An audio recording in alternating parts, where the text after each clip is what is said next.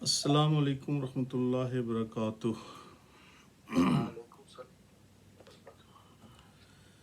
الحمد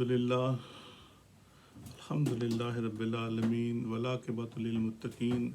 والصلاة والسلام علی سید الانبیاء والمرسلین، اما بعد فاعوذ باللہ من الشیطان الرجیم، بسم اللہ الرحمن الرحیم۔ الصلاۃ والسلام علیک یا سیدی یا رسول اللہ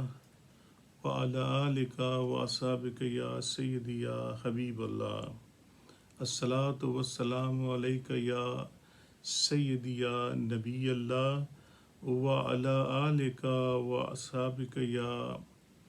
سیدی یا نور اللہ۔ الصلاۃ والسلام علیک یا سیدی یا رسول اللہ وعلی آلک واصحابک یا سیدی یا رحمۃ للعالمین۔ قال اللہ تبارک و تعالیٰ فی القرآن المجید والفرقان الحمید وَلِكُلِّ دَرَجَاتٌ مِّمَّا عَمِلُوا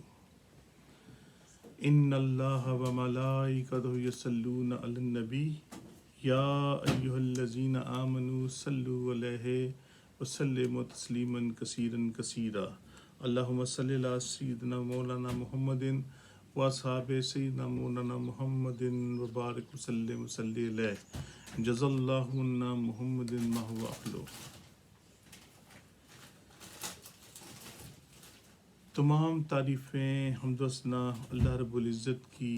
ذات پاک کے لیے، اور ہر طرح کا درود و سلام نبی مکرم نور مجسم صبر کائنات خاتم النبیین پیارے آقا صلی اللہ تعالیٰ علیہ وسلم کی ذات مقدسہ کے لیے۔ میرے بہت ہی محترم علماء اکرام، سادات اکرام، میرے عزیز دوستو، اللہ رب العزت نے ہمیں ایک بار پھر یہ توفیق عطا فرمائی کہ ہم اللہ رب العزت کی بارگاہ میں حاضر ہو کر اجتماعی طور پر ہم دعائیں مانگیں، اپنے گناہوں کی بخشش مانگیں۔ کتنا ہی مقدس مہینہ جا رہا ہے، رمضان المبارک کا مقدس عشرہ ایک گزر گیا، رحمت کا عشرہ دوسرا، مغفرت کا عشرہ جا رہا ہے، اور اس کے گزرنے کے بھی چند ایام رہ گئے ہیں۔ اس کے بعد پھر تیسرا عشرہ شروع ہوگا جہنم سے آزادی کا۔ اللہ رب العزت ہمیں اس مقدس مہینے میں نیک کام کرنے کی توفیق عطا فرمائے، رمضان المبارک کی مقدس گھڑیوں سے فیض یاب ہونے کی توفیق عطا فرمائے، اور ہم سب ایک دوسرے کے لیے خلوص دل سے دعائیں مانگیں کہ اللہ رب العزت اس مہینے میں بڑی ہی اپنی انوار و تجلیات اپنے بندوں پر برساتا ہے اور بہت دعائیں قبول فرماتا ہے۔ میرے عزیز دوستو، ہم نمازیں سب پڑھتے ہیں، اللہ رب العزت ہماری نمازوں کو، عبادات کو قبول و منظور فرمائے، لیکن بعض ایسے بھی غافل ہوتے ہیں جو نماز تو پوری پڑھتے ہیں، لیکن ان کا دل ایک لمحہ بھر کے لیے بھی ان کے ساتھ حاضر نہیں ہوتا، اور کچھ ایسے بھی ہوتے ہیں جو اس طرح پوری نماز پڑھتے ہیں کہ ایک لمحہ کے لیے بھی ان کا دل ان سے غائب نہیں ہوتا، بلکہ بعض اوقات تو اتنی فکر سے نماز پڑھ رہے ہوتے ہیں کہ اپنے سامنے ہونے والے واقعات کا بھی ان پہ کچھ اثر نہیں ہوتا، ان کو کچھ علم نہیں ہوتا کہ ہمارے اطراف میں کیا ہو رہا ہے۔ جیسا کہ حضرت سیدنا مسلم بن یسار رحمۃ اللہ تعالی علیہ کو مسجد کا ستون گرا. اب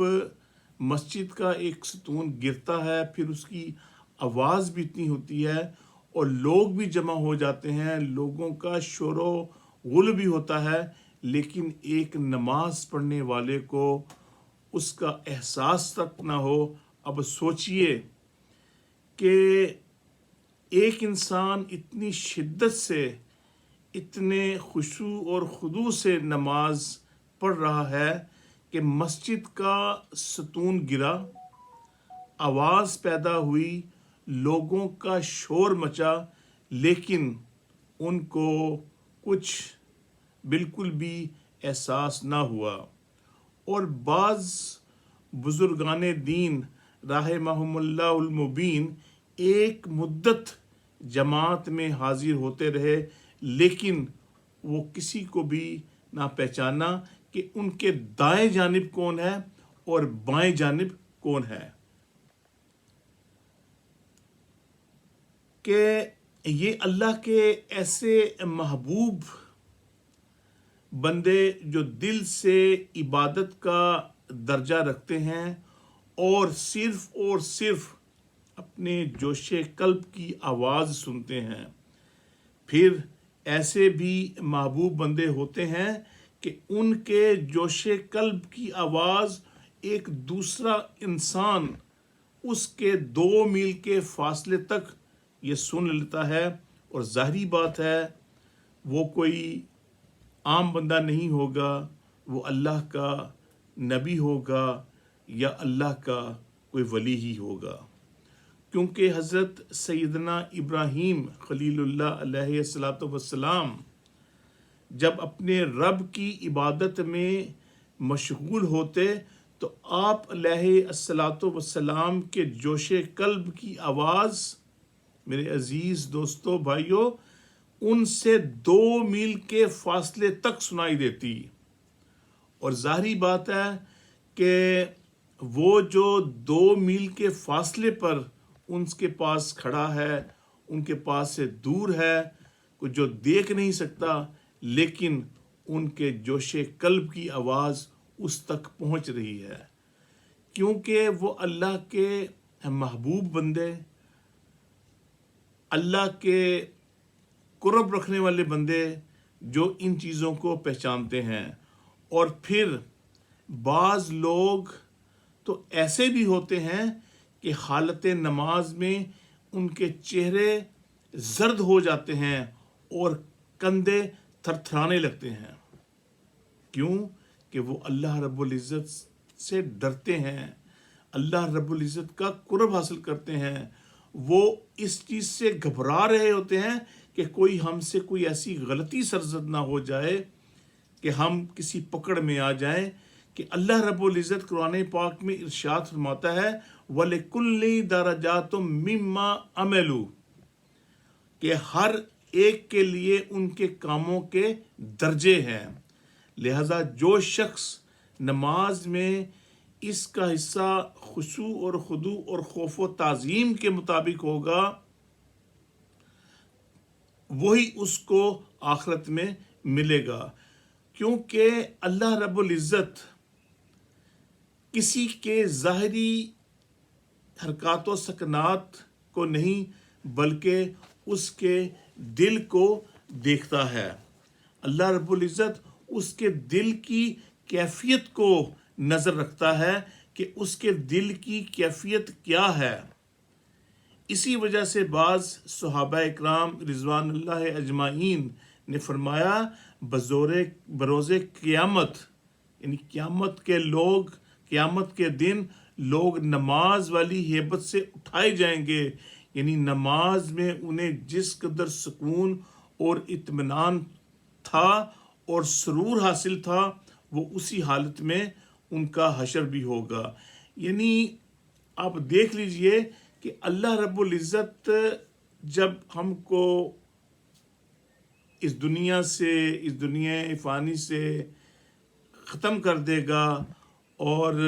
آن دا ڈے آف ججمنٹ اللہ رب العزت کے حضور ہم سب کھڑے ہوں گے، تو رضوان اللہ صحابہ اکرام رضوان اللہ تعالی اجمعین نے بالکل سچ فرمایا کہ ہر شخص اسی حالت پر اٹھایا جائے گا جس حالت میں وہ مرا، اور موت ہر ایک کو اسی حالت میں آئے گی جس حالت میں اس نے زندگی گزاری۔ کیونکہ دیکھیے، ہم سب اللہ رب العزت کی عبادات کرتے ہیں، اللہ رب العزت کی بندگی کرتے ہیں، اور ہم اللہ رب العزت کے عذاب سے ڈرتے ہیں، اور اگر یہی چیز ہم پر مسلط رہی کہ نہ جانے ہماری عبادات قبول ہوئی ہیں یا نہیں، ہم کسی گناہ کی گرفت میں نہ آ جائیں، تو اگر موت اسی فکر میں آ گئی تو یہ ہمارے لیے سب سے بہتر ہے، نہ کہ اس کے کہ ہم اس دنیا میں غافل ہو جائیں، اس دنیا کی چکو چوند میں گھوم جائیں، اور معاذ اللہ ہم گناہوں کی وادی میں کھو جائیں اور وہاں ہمیں موت آ جائے، تو آپ سوچئے کہ ہمارا حشر کیا ہوگا۔ لہذا صحابہ اکرام رضوان اللہ تعالی اجمعین نے بالکل یہ صحیح فرمایا کہ ہر انسان کو اسی حالت پر اٹھایا جائے گا جس حالت میں وہ مرا۔ اگر وہ نیک کام کرتے ہوئے، اللہ کی بندگی کرتے ہوئے، اللہ کی رضا پر راضی رہتے ہوئے، اللہ کے احکامات پر، اللہ کی نماز میں، اللہ کے قرآن پاک کی تلاوت میں اگر اس کو موت اس حالت میں آئی تو اس کا حشر بھی اچھا ہوگا، اور وہ اسی حالت میں اٹھایا جائے گا۔ اور ظاہری بات ہے، اگر جو انسان ایسی حالت میں، نماز کی حالت میں، ایسی ایمان کی سلامتی کی حالت میں چلا گیا، تو اس کو تو جنت کی بشارتیں ہیں۔ تو جو معاذ اللہ اگر کوئی گنہگار انسان کسی غفلت میں مارا گیا، کوئی اس کے ایمان کی سلامتی اس کے ساتھ نہ رہی، وہ اس گناہوں کی وادی میں دھستا چلا گیا، اور اگر اس کی موت اسی حالت میں اس کو آ گئی تو اس کا کیا حال ہوگا، یہ آپ خود بخوبی اندازہ لگا سکتے ہیں۔ لیکن پھر بھی اللہ رب العزت کی جو رحمت ہے، اللہ رب العزت کی جو برکتیں ہیں، وہ کچھ بھی کر سکتی ہیں کہ اللہ رب العزت کو ان کی کوئی ایسی نیکیاں ان کے سامنے آ جائیں تو ان کی بخشش ہو جائے، ورنہ جس حالت میں انسان جو دنیا میں عمل کر رہا ہوگا، اگر اسی حالت میں وہ گیا تو اسی حالت میں وہ اٹھایا جائے گا۔ موت تو آپ کو پتہ ہے، برحق ہے کہ ہر ایک کو آنی ہے، اور جس حالت میں اس نے زندگی گزاری اسی حالت میں اس کو آخرت میں اس کے معاملات ہوں گے، لیکن اس وقت اس کی شخصیت نہیں بلکہ اس کی قلبی حالت دیکھی جائے گی۔ جب اس کا حساب کتاب ہوگا، اللہ رب العزت اس کی شخصیت کو نہیں دیکھے گا کہ یہ کون ہے، کہ یہ کسی ملک کا بہت بڑا بادشاہ ہے، یا کوئی بہت بڑا پولیٹیشین ہے، یا کوئی بہت بڑا کوئی ایسا جاگیردار ہے۔ نہیں، اللہ رب العزت اس کی شخصیت کو نہیں دیکھے گا، بلکہ اللہ رب العزت اس کے قلب کی حالت دیکھے گا کہ اس کے قلب میں کیا موجود ہے، اس کے دل میں کس کی محبت موجود ہے۔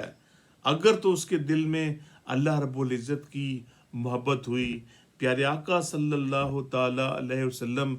کی محبت کا جوش ہوا، تو اللہ رب العزت اس کو اس کے بلند مقام تک پہنچائے گا، اور آخرت میں دلوں کی ہی صفات کی صورت میں ڈھالا جائے گا، اور محشر کے روز وہی نجات پائے گا جو قلب سلیم اور نور الہی سے معطر ہوگا۔ تو میرے دوستو، بھائیو، ہمیں بھی اس اللہ رب العزت ہمیں یہ مقدس مہینہ، مقدس دن دیے کہ زندگی میں پھر ہمیں ایک دفعہ رمضان المبارک ہمیں حاصل ہوا، اور ہمیں چاہیے کہ ہم اس کم از کم اس مہینے میں اپنے آپ کو بخشوا لیں اور اللہ رب العزت کے ساتھ ایسی بندگی اور ایسی عبادت کریں کہ وہ اپنی رحمت سے ہمیں نیک اور سہل زندگی عطا فرما دے اور اپنی ہی بندگی میں ہمیں ایمان والی موت عطا دے. یا الہی ہر جگہ تیری عطا کا ساتھ ہو، جب پڑے مشکل شاہ مشکل کشا کا ساتھ ہو. یا الہی بھول جاؤں نزع کی تکلیف کو، یا الہی بھول جاؤں نزع کی تکلیف کو، شادی دیدار حسن مصطفیٰ کا ساتھ ہو. یا الہی گور تیراں کی جب آئے سخت رات، یا الہی گور تیراں کی جب آئے سخت رات، ان کے پیارے منہ کی صبح جاں فضا کا ساتھ ہو. ہمیں دعا کرنی چاہیے کہ اللہ رب العزت ہمیں موت کے وقت پیارے آقا صلی اللہ تعالیٰ علیہ وسلم کا دیدار مبارک نصیب فرما دے. موت کے وقت اللہ رب العزت ہم سب کو ایمان کی سلامتی عطا فرما دے. اور میرے دوستوں بھائیوں، وہ رات جو ہماری قبر میں لکھی ہوئی ہے، اس رات کے متعلق سوچئے کہ وہ کتنی سخت رات ہوگی. اس رات سے ہمیں ہمارے اعمال ہی بچا سکتے ہیں. اگر تو ہم نے اپنے اعمال اس دنیا میں اچھے کیے تو پھر ظاہری بات ہے کہ اس اچھے اعمال، نیک اعمال کی وجہ سے ہمیں بہت سی تکلیفوں سے نجات مل جائے گی. بس اللہ رب العزت کے حضور یہی دعا ہے کہ جب ہم اس دنیا سے جائیں تو اللہ رب العزت ہم سب کو ایمان کی سلامتی عطا فرمائے اور ہم ایمان کی حالت میں اس دنیا میں جائیں. اللہ رب العزت ہمارا کہنا سننا اپنی بارگاہ الہی میں قبول و منظور فرمائے. اگر میرے سے کچھ پڑھنے میں، کچھ سنانے میں کچھ زیر زبر کی غلطی ہو گئی ہو تو یا پروردگار مجھے میری توبہ قبول فرما اور مجھے معافی کی توفیق عطا فرما. وآخر دعوانا ان الحمد للہ رب العالمین.